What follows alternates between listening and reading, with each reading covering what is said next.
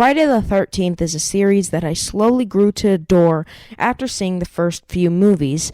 However, it slowly delved into, oh my god, I can't even say it, Jason Takes Manhattan.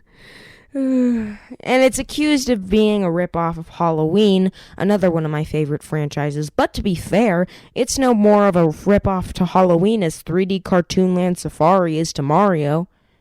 Okay, maybe not such a great example. However, considering the 7 well-done films in the series, how do they stack up against each other? The original Friday movie is the best place to start, and the place that it starts is pretty terrible. When I saw the opening of campfire songs, lame stab kills, and a girl dashing around like she just got injected with a 7-Eleven Slurpee, I almost said right there, nope, terrible movie, but I'm really glad I didn't. After all this, we're finally introduced to characters such as the trucker, the girl, and Ralph, the best one. The camp is shown with a sort of construction project where the camp leader and a girl are working on it. We then cut back to the girl getting a ride from a stranger who keeps speeding up her car and will not stop. This causes the girl to jump out and run. However, she is caught and her throat is slit, making for the first really well done horror scene that convinced me to watch the movie. The other characters are shown and yeah, all of them suck. This was a bad set of characters and I hated all with one exception. There is a dumb scene by the lake, and then they cut a snake's head off. Wow, okay. The dumb trickster is killed, and, he, does an impersonation of a Native American person, and, wow. Oh my god, that's the best cosplay I've ever seen. The kill is off screen, but he is shown on the top bunk of a bed, and he had his throat slit, that's for sure. The blonde kid is in his bed, and the killer grips him from under the bed, pushing an arrow through his throat in one of the best, most interesting deaths in the film. The girl in the bathroom hears a noise and goes to check it, because she's never seen Friday the 13th before, and she gets an axe to the head, the first of many. The reading girl goes out into the rain because she hears a voice and presumably dies. After this, yet another kill where the camp leader is stabbed just like the first victim of the movie. The lights are turned off and the brown-haired kid goes to check power. He is then shown with 3 crossbow bolts having nailed him to the back of a door. Best kill ever. This leaves us with the lone survivor as she rushes around terrified. She then goes into a cabin and barricades it until the body of the reading girl is thrown through a window. She is horrified but sees a car. She goes to see what it is and who's in there, and there is the only good character, the killer herself, Pamela Voorhees. She then gets very mad at the survivor and an awesome chase ensues. This is a decent chase, but the survivor is so dumb. She leaves the killer multiple times without making sure of her death. She doesn't get into a fully functioning car just because there's someone dead in there, and she won't be quiet while hiding. This is definitely very dumb and brings the movie down quite a bit. Then the survivor paddles out into the lake, but is grabbed by the zombie-drowned baby Jason until she blacks out and realizes Jason is still alive, ending the movie. Overall, the movie is structured in an interesting way, as there is an even split between each kill during the last segment of the film. The movie is overall a great classic, but has awful characters, questionable choices, some dumb kills, and a lot of over-the-top and bad effects. I would give the first Friday the 13th a 3 out of 5. The sequel to Friday the 13th finally brought Jason Voorhees into the picture, although without his iconic hockey mask. The movie begins with the survivor of the first film squirming in bed with some terrible acting. We have a way too long buildup of flashbacks and slow scenes until she finds a head in her fridge, and she is killed by Jason with a screwdriver? It's really surprising and makes up for the flaws in that buildup. Then there are the first 2 characters, which are 1.5 dimensional instead of 1-dimensional, I guess. They're okay, but still pretty dumb and bad. They're pranked, and we get a long build-up to Camp Crystal Lake, where the leader scares everyone with a prank about Jason. There's a bunch of exposition for the characters, half of which is terrible, and the other half of which is sort of decent. And then we have another kill from behind a tree with some sort of spiky neck weapon. Awesome, but who dies? Ralph? No! Darn it, he was the best at being super weird. You'll never come back again. Oh, shut up, Ralph. There is a bunch more pointless stuff until the first two characters sneak to Camp Crystal Lake, which has been closed off. They are caught by the officer, and he finds Jason in the forest, chasing after him, but ending up dead with a hammer to the head as he goes where Jason has been hiding. I guess Jason just doesn't like home invasion. After many of the characters leave to go to town, Scott pulls a prank on a girl but ends up in a trap in which he is tied upside down by rope. The girl goes to find something to cut him down, but he ends up being killed with a machete while dangling upside down. The girl finds him dead and runs, being killed by Jason as she does so. The boy in the wheelchair is then chopped in the face with a machete, going down a ton of stairs in such a funny scene which should really have Banjo-Kazooie music with it.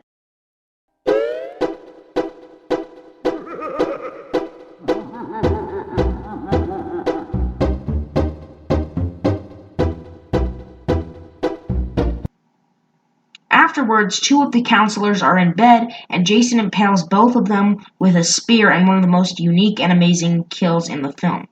Jason hides in the wheelchair kid's bed, and when the remaining counselor checks the bed, he comes towards her with a knife and stabs her with a very well done POV shot. However, the girl doesn't struggle or run at all, she just stands there, which makes this scene very stupid, and as a whole brings down the film a bit. The leader and his partner return as the last survivors. She runs around, hitting him in much more smart ways than the lady from the first movie, including with a chair. After this, she is chased into Jason's home, in which she is locked in his homage room to his dead mother with her sweater, head, and many candles. She puts on the sweater as a last-ditch effort to survive and channels Jason's mother. This stunts him in time for the leader to grab Jason, only after a heavy rain level of the survivor screaming the word Jason. After this, she hits him in the throat with a machete, becoming safe, until Jason crashes through a window and grabs her, before she blacks out. Overall, it's a sequel that improved a lot, and also didn't. Better acting, characters, dialogue, and plot overall, but felt more like a rip-off of Halloween, and the spacing between kills was more like large spaces becoming medium spaces, becoming practically no time at all between deaths. Unlike the first one having mostly even downtime, I think Friday the 13th did a much better job with the kills. Friday the 13th Part 2 deserves a 3.5 out of 5, as it improved on many things, but didn't retain the uniqueness of the original, and could have done much better. Friday the 13th Part 3 was the best one yet, as it improved everything, finally had the iconic Jason look, and was the scariest of all of them.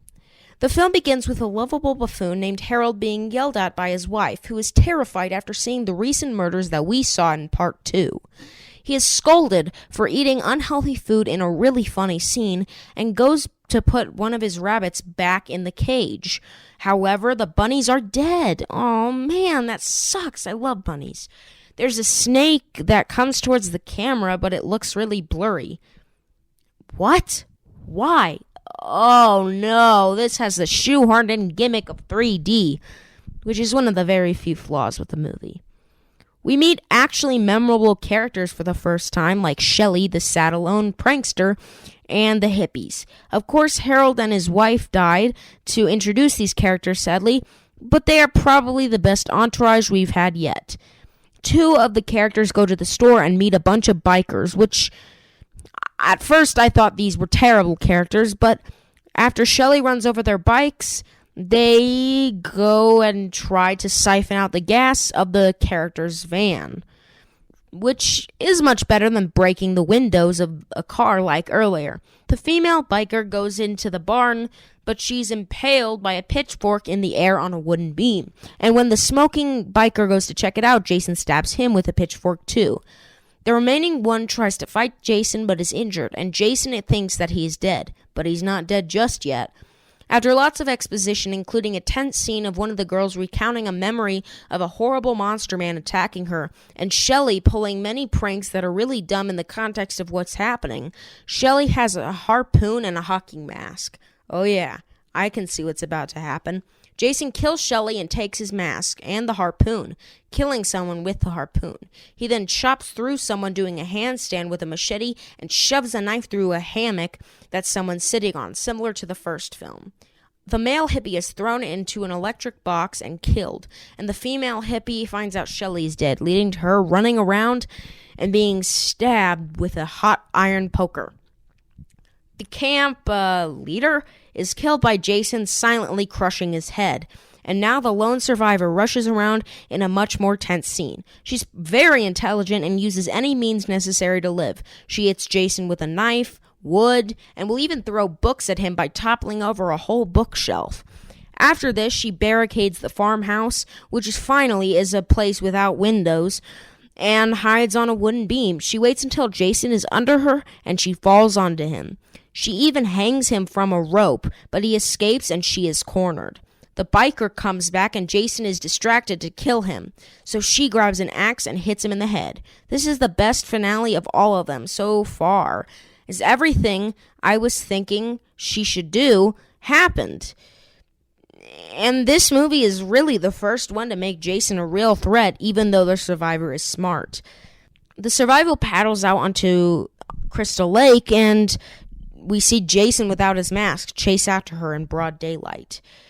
But disappears, and she's attacked by his dead mother. A classic switcheroo of the first one. Unlike the first two, the movie has a barrage of kills after a long waiting period. I think this movie has some dumb scenes still, bad effects, and dumb character actions, but it totally deserves a 4 out of 5. Friday 4 is named the final chapter, even though they would bring back Jason, sadly. However, though the name might not have been true, the movie itself is so freaking good. All they have to do is not bring Jason back and screw it up like Halloween did. Oh, damn it. The movie starts with Jason being set in a morgue with a terrible doctor who gets distracted and is then killed with a blade saw, and he has his face twisted to the camera.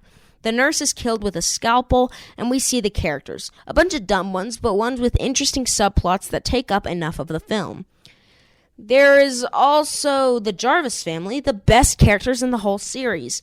A nice little family with a boy Tommy, the girl Trish, and the mother, who are all interesting only based on their actions. The others may not be likable, but they are also still interesting. However, this family is both, and I have to admire that. Also, the acting is very good for every character. A hitchhiker near Pamela Voorhees' grave is stabbed through the neck, and Jason is now on the loose. Trish meets a hitchhiker who becomes a friend of the family and is hunting for Jason. He should probably know that there's no fur, though, because Jason is a murderer, bald style. We see interesting traits of the hateable characters as they become more and more annoyed at each other. One of the girls in the lake is on a raft and gets stabbed from up under it. Her boyfriend goes to find her in the lake, and after annoying her, however, he finds the body and tries to run. But Jason won't have any of that, so he stabs him in the leg, lifts him up, and fires a harpoon right through him. One of them goes to get their bike and ride away, but Jason gets him. Tommy's mom is killed, but I have no idea how, and then the blonde kid complains about a corkscrew not being there. But it was fine because Jason had it the whole time, so he sticks it in his arm and kills him. The remaining twin gets thrown out of a window and onto a car in one of the most shocking and amazing kills in horror movie history.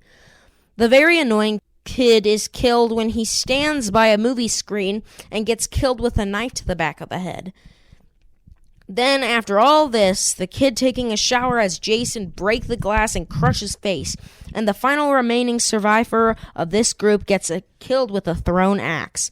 There are now only 3 survivors. Trish and the hunter leave Tommy alone like total jerks and go to the house that everyone else stayed at. The hunter is killed by Jason with a hook, and Trish is grabbed by Jason, who she stabs with a machete. She comes back to the house and fights Jason in a pretty smart way. But my only complaint is that she won't walk out of a door just because there's a corpse there. That's dumb, but what isn't it? She hits Jason with a whole frickin' TV. She then gets caught by Jason, but Tommy dresses up like the drowned Jason, tricking him. Trish hits him with a machete, and we see his face. And then Tommy hits him through the skull as Jason comes for Trish.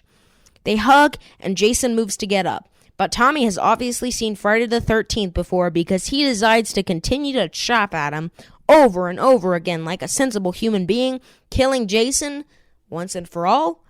The movie ends with him visiting his hospitalized sister and giving a strange look to the camera, implying that he will become the next killer. I swear to God, if the next movie ignores this, I'll be so mad. Anyways, the setup of this movie is practically identical to the third part, as there is a barrage of death at the end. The movie continued to improve the series and is the best one yet, making it deserve a 4.5 out of 5, meaning the series has reached near perfection. Will the next movie top this, be just as good, or ruin everything that the series has improved?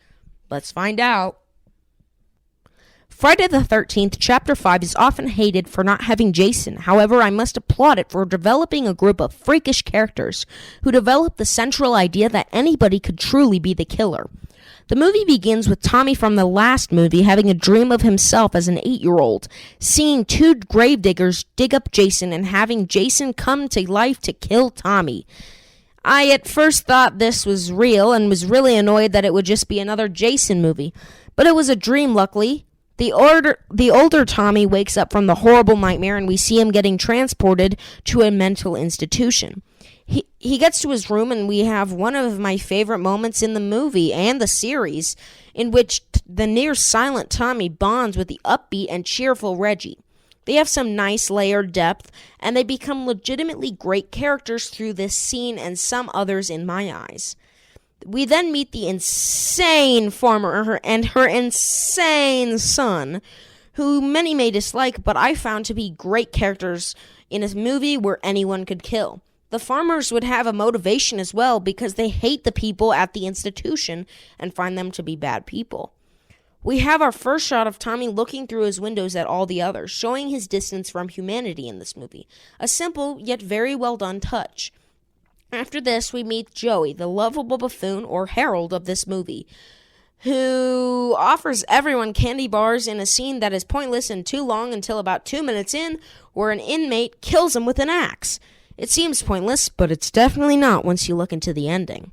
However, I do agree it is a bit long. After this, we see one of the paramedics horrified by Joey's body. Then there are two very dumb, pointless characters who die. They look like they're in the mafia, and one of them gets a flare stuck in his head while the other gets killed with a machete. This is my only problem with the film. Pointless scenes that may have a kill but go on for way too long, even if you find them entertaining. We see Tommy have visions and memories of Jason, which are very tense scenes as they focus on him, and we hear nothing but the sound of his breathing, just like he would. We then meet more of the disgusting farmer's friends, well, maybe friends, in this mysterious stranger, who many would think is also important. That's right, I said important. But he is once again a very good suspect because of how he acts and seems. We see a guy and a girl at a diner, and they both die, making for another way too long, very pointless scene. We see a POV shot from the mysterious stranger, who is very likely the killer because of this, but in a very nice twist, he is immediately killed instead. One of the girls gets her face cut with garden scissors, and one of the boys gets his face crushed in against a tree. After this, we have a nice scene where Reggie meets his brother and his brother's partner. Tommy is attacked by the farmer's son and runs away, leading to Reggie leaving too. Then his brother goes to the bathroom, and when he opens up the door, he finds his partner's head blocking the way. Then, in probably one of the most terrifying and tense scenes, a green pike is shoved through the outhouse until landing right on Reggie's brother and killing him. The farmer's son is decapitated because he's zooming around on his motorcycle. Also, is it just me, or after playing Days Gone, is it painful to see him waste gas? I mean, I don't care about motorcycles whatsoever, but it's just kind of painful. Although, to be fair, he only has to deal with one killer, not millions of zombies. His mom is killed with the same cleaver that decapitated her son, and she falls into the stew. Ugh, crazy farmer soup, my least favorite kind. The stuttering kid at the institution is annoyed and goes very mad, almost seeming like he is the killer. But in yet another awesome switcheroo, he dies instead. The girl that annoyed him gets stabbed with a machete through her bed, and then there is a scene of a girl dancing who gets killed. That's pretty funny, but goes on way too long. At this point, it was pretty obvious that it could only be Tommy as the killer. But then we have the final showdown. We have Reggie running from the killer with the, I guess, second in command of the institution, Pam, and they end up by a farmhouse separated. Pam fights back in some pretty smart ways, including with a chainsaw, only to end up cornered, until Reggie grabs a vehicle and bashes into the killer. Tommy shows up, however, leaving me completely confused as to who the killer was. He then gets sliced down, but Reggie and Pam fight back, pushing him out the farm window, until he gets back up and grabs Reggie's leg. However, Tommy gets up in time to cut off the killer's hand, making him fall onto spikes, revealing who the killer was. And it was the paramedic who freaked out about Joey's body. And since Joey was his son, he went mad, killing nearly everyone. It's a fantastic twist, followed by a cool ending in which Tommy kills Pam. Overall, the movie had the great mystery of the original film multiplied, with a great twist, great acting and characters, as well as fantastic kills. It's only really held back by the abundance of grotesque and pointless scenes. The movie is really the only one with a steady rise in kills throughout, and it's deserving of a 4.5 out of 5, just like Part 4. After the commercial failure of Part 5, Part 6 ignored the ending of the last movie and brought back Jason in zombie form. It is disappointing for a fan of Part 5 such as myself, but it made financial sense, and Zombie Jason is pretty rad, not gonna lie. The movie opens with Tommy being back again and looking nothing like he did before, which is pretty dumb. He has escaped from the institution with his friend, and I assume he was there for killing Pam, but I don't know, they don't explain it. He makes sure that Jason is dead, even though it's pretty obvious, but the metal that he shoves into the corpse attracts lightning that resurrects him. I don't think that's how anything works, but once again it kicks off the movie with awesome Zombie Jason. Tommy rides away after his friend gets the old Jason treatment, and that kicks it off. Tommy rushes to the police station, in which we see the Oscar-worthy acting of the sheriff.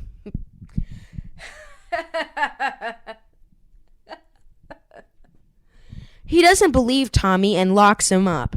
This movie has a lot more random dumb kill scenes than Part 5 even, and the first I actually really like though.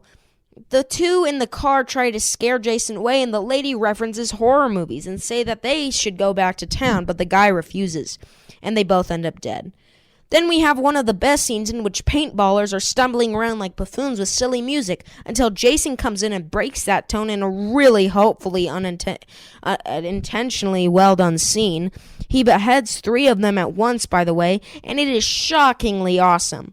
We have a series of dumb scenes until the gravedigger throws his empty alcohol bottle into the air. Why is this important? Because it doesn't fall, and instead Jason catches it, snaps it in half, and stabs him with it.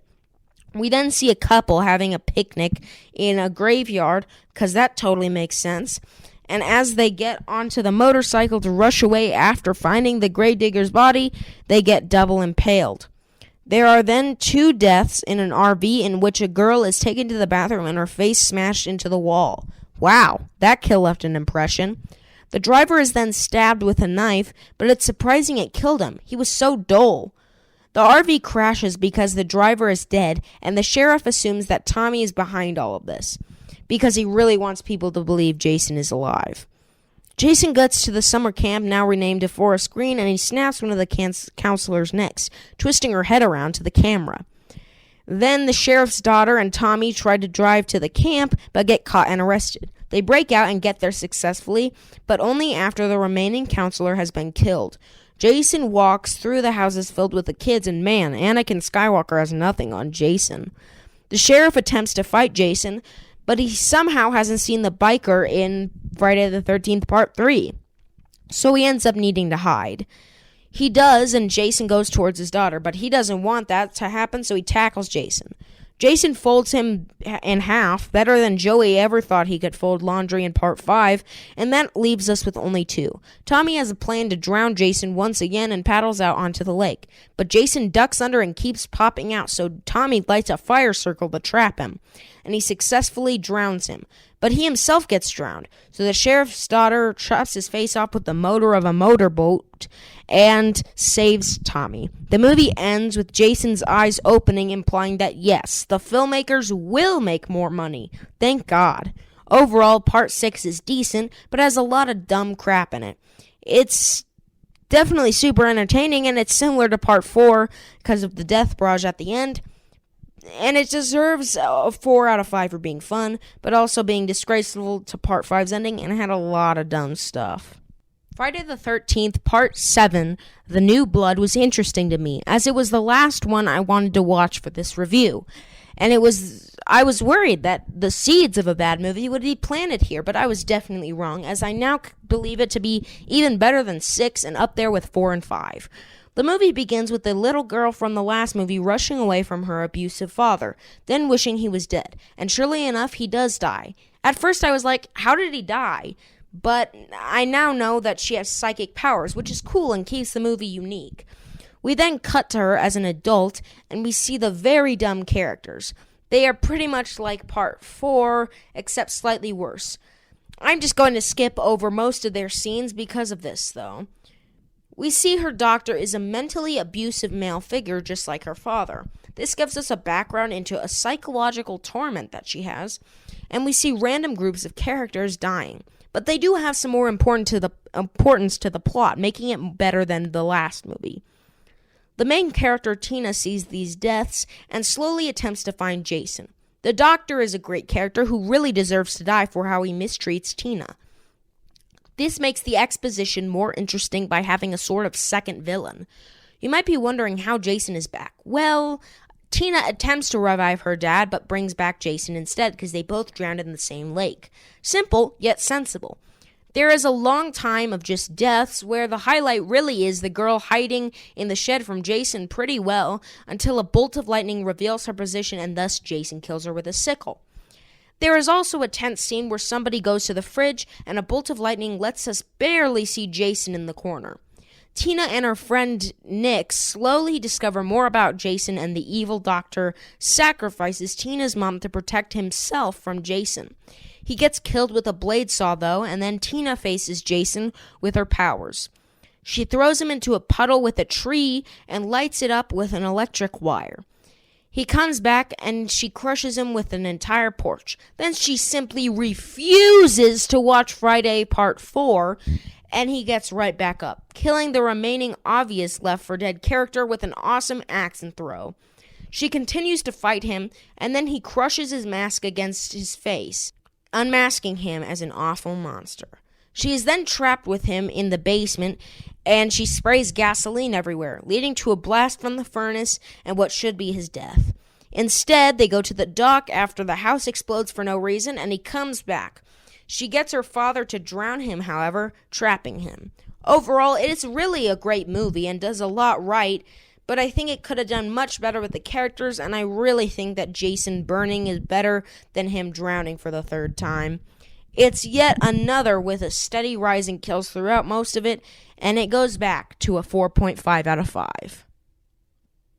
Overall, Friday the 13th is a great series, and though it eventually died, watching any of the movies is better than staring at a wall on certain occasions. I really enjoyed these 7, and though I hate the rest, let's not focus on that. So, how would I rank all of the Friday movies that are good? I think it's probably something like number 1 going to part 4, number 2 going to part 5, number 3 going to part 7, number 4 going to part 3, number 5 going to part 6, number 6 going to part 2, and last place going to part 1. Well, that does it for the reviews of the Good Friday films. Thank you for watching this longer video. It was very hard to make, but I think it paid off in the end. Thank you again for watching, and be safe.